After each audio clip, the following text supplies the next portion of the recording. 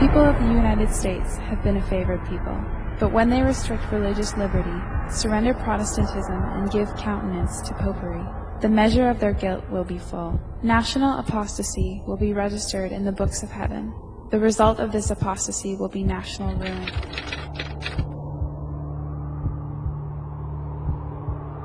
The push toward instituting the Roman image in America was not just confined to political and judicial quarters.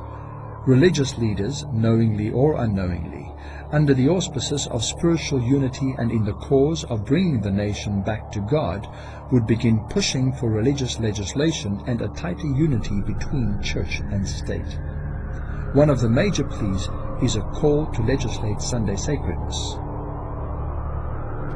Little do the churches of the Christian world realize that by legislating Sunday, they will be writing into law the very mark and seal of papal authority.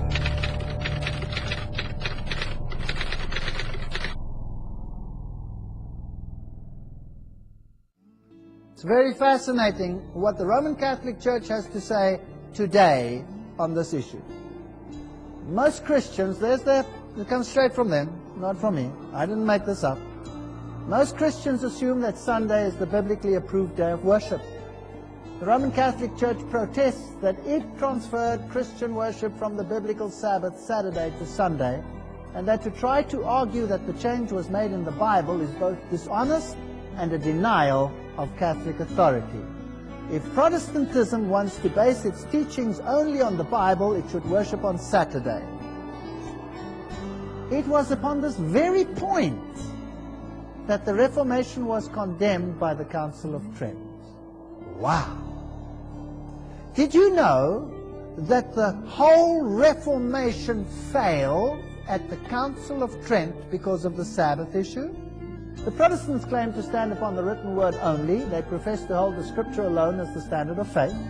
They justify their revolt by the plea that the Church has apostatized from the written word and follows tradition. Now, the Protestants claim that they stand upon the written word only is not true. The profession of holding Scripture alone as the standard of faith is false. Proof. The written word explicitly adjoins the observance of the seventh day as the Sabbath. They do not observe the seventh day, but reject it. That was his argument. If they truly hold to the Scriptures alone as their standard, they would be observing the seventh day, as enjoined by the Scriptures.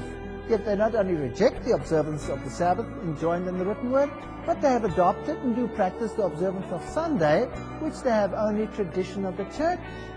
Consequently, the claim of Scripture alone as the standard fails, and the doctrine of Scripture and tradition as essential is fully established, the Protestants themselves being judged. Rome boasts about the fact that she has changed Sabbath into Sunday, and she even goes so far as to say that the fact that she's done that is a mark of her ecclesiastical authority in religious matters. She doesn't try to hide it. In fact, she boasts about the fact that she did it, and that is her mark of ecclesiastical authority. And when we think of that mark and realizing that the beast, which is a symbol referring to the papal system, is going to enforce that mark one day with laws that where no man can buy or sell, and if that doesn't succeed, the time will come in Revelation 13:15 that they will even pass laws where God's people will be killed for being obedient to God and to His Word.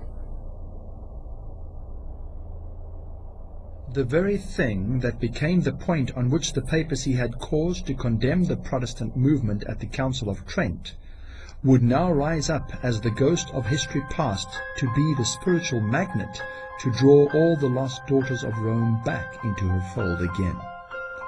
The Protestant movement, all its centuries of protest and effort to stay separate from a system which its very founders described as the Antichrist, would now cease to exist, as if it should never have been born in the first place. For all intents and purposes, it can truly be said of today's Christian world, Protestantism is dead. Suddenly Protestantism collapsed. That bild shows the Pope shaking hands with Martin Luther. And it says, from heretic to fellow traveler, from Ketzer zum Weggefährten. And in the biggest Protestant church in Berlin, they have again pictures and statues of Mary and candles and all of those things. Then the Synod of the Lutheran Church got together, heiße Eisen, alte Zöpfe, the old battle between them. Der Papst soll nicht mehr Antichrist genannt werden. The Pope may no longer be called Antichrist. So, that's a big step from Martin Luther, would you agree? And then, I thought I was going to die. Germany calls to us, forgive Luther. So now, this year, at the Congress in Italy, where the Pope resided, the new Pope, the Protestant Church, the Lutherans, a whole section of them said, we want to be part of the Mother Church again. Indeed, according to Rome, there is only one true church. The present Pope wrote this. The churches are no sisters of ours. You know these statements. It must always be clear that the one holy Catholic and Apostolic Universal Church is not the sister but the mother of all the churches. That was Cardinal Ratzinger, the present Pope Benedict. Some have come to the conclusion that Rome has changed, that she has repented of her bloody megalomaniac past. But these evidences revealed in the very current acts and views of this system should send a clear signal to the world that Rome never changes. The warnings of Revelation chapter 13 should rekindle the fires of Bible-believing Protestantism in the hearts and minds of all who value freedom of religion and would rather choose to bear the mark of God's authority than to carry the mark of the Roman curse.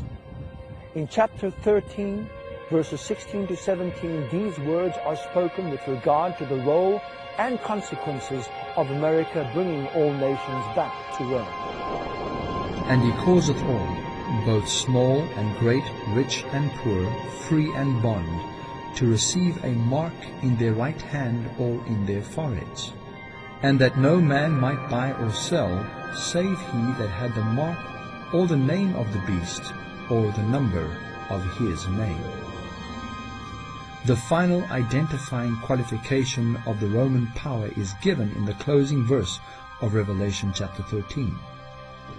Here is wisdom. Let him that hath understanding count the number of the beast, for it is the number of a man, and his number is 666.